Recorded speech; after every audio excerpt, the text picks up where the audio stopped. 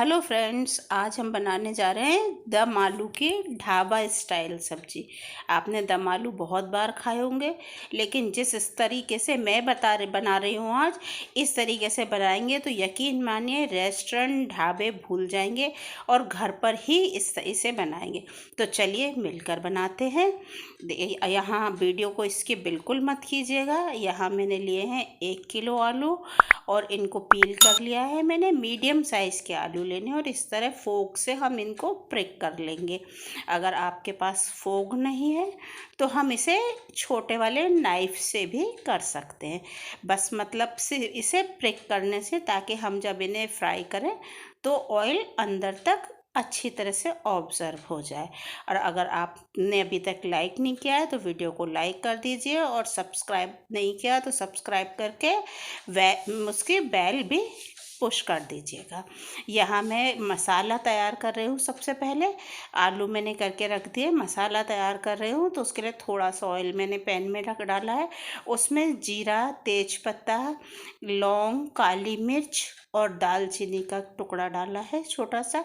एक बड़ी लौंग ली है और 5-6 छोटी लौंग है काली वाली, और लाल मिर्च, वो काली मिर्च है, इसको मैंने डाला है। जब ये अच्छी तरह तड़क गई है तब मैंने 2 प्याज रफली चॉप करके इसमें काट डाली हैं, 8-10 कली लहसुन की है और अदरक, और 2 लाल मिर्च। ये लाल मिर्च साबुत वाली हैं, ड्राई, इनको मैंने डाला है और अच्छी तरह से इसको मैंने मिक्स किया है। इसके बाद मैंने इसमें 4 टमाटर डाले हैं और अच्छी तरह से इनको मैंने मिक्स कर लिया है। मिक्स करके इसमें थोड़ा सा पानी डाल के मैं इसे लिड से कवर करके पका लूँगी। तब तक मैं अपने आलू फ्राई कर लेती हूँ। तो चलिए आलू फ्राई करते हैं। मैंने यहाँ कढ़ाई में ऑयल ले लिया है और उसमें आलू डालकर और फ्राई कर रही हूँ। इस तरह से हमने इन्हें गोल्डन होने तक फ्राई करना है। नियर अबाउट 45 to 50% हमारे आलू पक जाएं। देखिए इस तरह के कलर के हो गए, मस्त कलर लग रहा है। देख के ही लग रहा है कि हाँ सब्ज़ी कमाल बनने वाली है। तो देखिए इसी तरह से मैंने अपने सारे आलू कर लिए। मसाला भी मेरा बन गया था तो ठंडा हो गया था, तो मैंने गैस ऑफ कर दी थी। इसके बाद में अब मैं इसे मिक्सर में जार में ट्रांसफ़र कर लूँगी, मिक्सर जार में। और उसके बाद में इसे हमें ब्लेंड करना है। अगर आप गरम मसाला खाने के शौकीन हैं, ये तेज़पात के पत्ते, बड़ी इलायची, दालचीनी का टुकड़ा, तो साथ में ब्लेंड कर लीजिए। अदरवाइज़ आप इन्हें निकाल कर हटा सकते हैं, क्योंकि इनका फ्लेवर पूरा आ चुका है। अब हम इसे अच्छी तरह से ब्लेंड करेंगे। इसमें मैंने 8-10 बादाम डाले हैं और थोड़े से 1 स्पून करीब मैंने यहाँ पर वाटरमेलन सीड्स डाले हैं।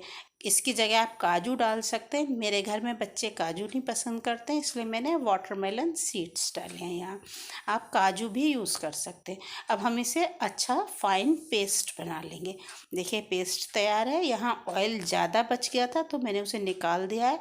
उसके बाद मैंने ऑयल में जीरा डाला है और ये क्रश किया हुआ साबुत धनिया है।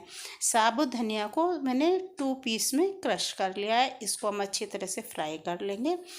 जब ये फ्राई अच्छी तरह से, देखिए अच्छी तरह से जब ये फ्राई हो जाएगा तब हम इसमें अपना मसाला जो हमने ब्लेंड किया हुआ है उसको ट्रांसफ़र कर देंगे। पहले इसे हम अच्छी तरह से हम इसको पहले फ्राई करेंगे। इसके बाद में मैंने यहाँ 1 कप दही लिया हुआ है। उस दही में मैंने अच्छी तरह से दही को मिक्स कर लिया है, लम्प फ्री बना लिया है। इसमें मैं बेसिक मसाले ऐड कर रही हूँ। 1 चम्मच लाल मिर्च है, इसमें मैंने ऐड किया ताकि मसाले अच्छी तरह से फूल जाएं। जब तक हमारा मसाला वहाँ फ्राई हो रहा है इसमें मसाले फूल जाएंगे। ये 1 चम्मच हल्दी पाउडर है, 1 चम्मच धनिया है, ये धनिया पाउडर डाला हुआ है मैंने 1 चम्मच, और 1 चम्मच कश्मीरी लाल मिर्च है, जिससे कलर बहुत अच्छा आता है। ये तीखी बिल्कुल भी नहीं होती, लेकिन कलर बहुत अच्छा आता है। इससे लगता है कि हमने मिर्च बहुत ज़्यादा डाली हुई है। और इसमें दही में डालने से मसाले अच्छी तरह से फूल जाते हैं और दही के फटने के चांस भी कम हो जाते हैं। यहाँ देखिए मसाला अच्छी तरह फ्राई हो गया है, ऑयल हल्का रिलीज़ हो गया है।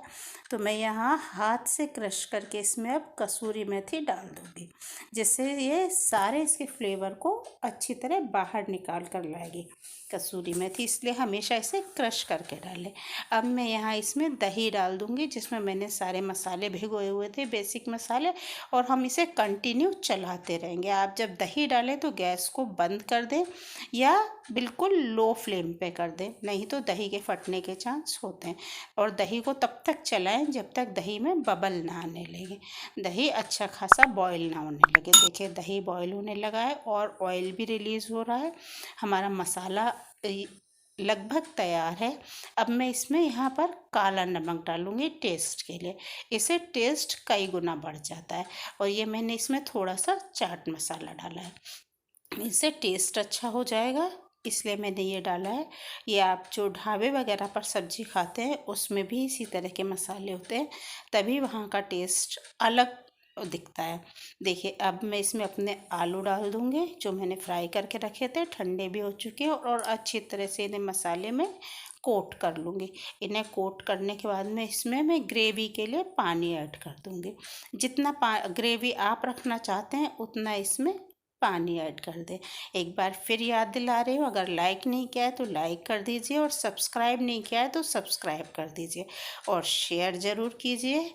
यहाँ मैंने नमक डाला है, अपने सभी मिलने वालों को, अपने प्यारों को शेयर ज़रूर कीजिए, ताकि ज़्यादा से ज़्यादा लोगों को समझ में आए, पसंद आए। यहाँ मैंने 2 बड़े स्पून मावा मिक्स किया है, इसको रिच फ्लेवर देने के लिए मैंने यहाँ मावा मिक्स किया है। ये हम सबसे लास्ट में मिक्स करेंगे, इसके बाद में इसको हम चलाते रहेंगे, इससे बहुत ही रिच फ्लेवर आ जाएगा हमारी सब्ज़ी में। अगर आप प्याज लहसुन नहीं खाते हैं तो आप स्किप कर दीजिएगा, प्याज लहसुन मत डालिए, उसके बिना भी ये सब्ज़ी बहुत अच्छी बनती है।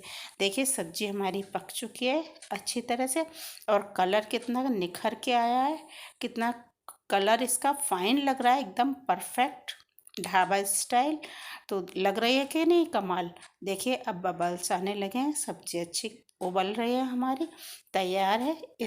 जब सब्ज़ी हमारी तैयार हो जाए, देखिए आलू अच्छी तरह से हमारे कट रहे हैं, पूरी तरह से पक चुके हैं। मैं इसे धनिया पत्ती डाल दे रही हूँ इसमें लास्ट में, और धनिया पत्ती डाल के हमारी सब्ज़ी रेडी है। बस इसको 2 मिनट और हम पकाएंगे, इसके बाद हम सर्विंग के लिए ये तैयार है। तो कैसी लगी आपको आज की रेसिपी? मैंने इसे धनिया पत्ती से गार्निश किया, और आप कब बना रहे हैं? Thank you.